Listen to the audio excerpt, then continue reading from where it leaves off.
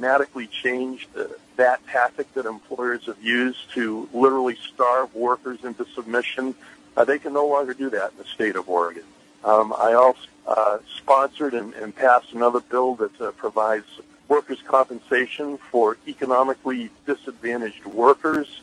I believe that every single worker, regardless of what kind of employment or job they're engaged in, has a right, if they so choose, to engage in collective bargaining.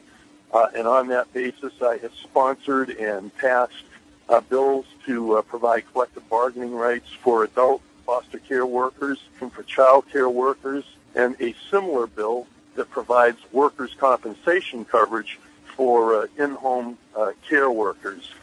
Two other bills that I'm exceedingly proud of. I was not the chief sponsor, but one of a coalition to advance workers' rights. One provides that safety is now a mandatory subject of bargaining for police and firefighters. And last but not least, here in the state of Oregon, if you get called into, as a worker, get called into a captive audience meeting, your employer has the audacity to begin preaching to you about how you ought to think or act in terms of your religious or political beliefs or your beliefs about trade unions and collective bargaining. You can excuse yourself from that meeting and return to your workstation, because in the state of Oregon, it is now public policy that you're hired to do a job, not to be proselytized to by your employer. Those are the kinds of bills that I have dedicated myself as a state legislator to protecting the interests of Oregon workers and the American working class.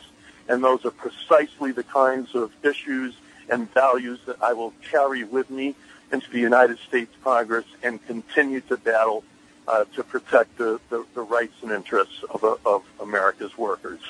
That wraps it up for this Labor Radio show. You've been listening to candidates for the U.S. Congress from Oregon District 1, Labor Commissioner Brad Avakian, State Senator Suzanne Bonamici, and State Representative Brad Witt for a special election on November 8th.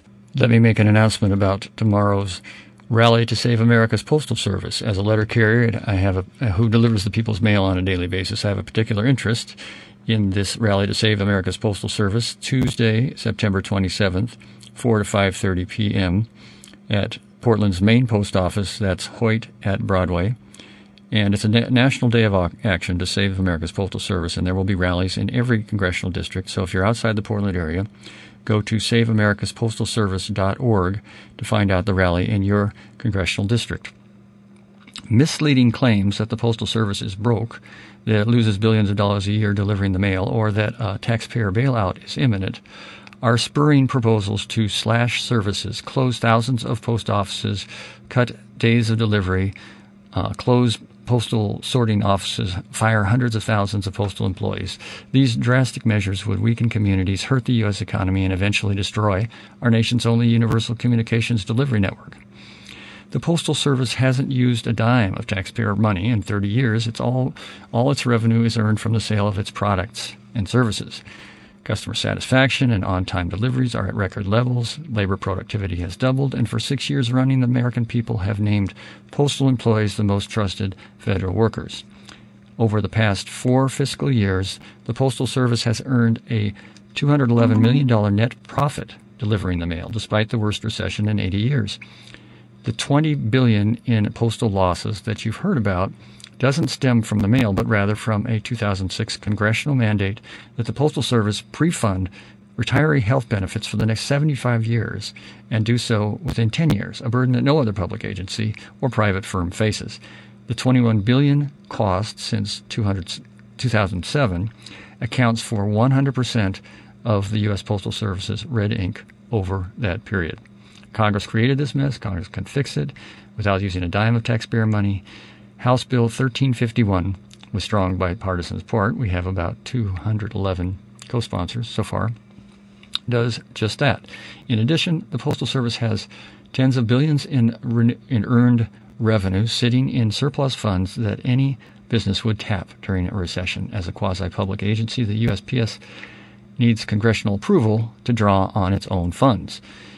If Congress does its part, The Postal Service will regain financial stability. It can then continue to adapt to an ever-evolving society, as it has for 200 years, provide ever better services to the public, and remain the center of a $1.3 trillion mailing industry supporting 8 million American jobs.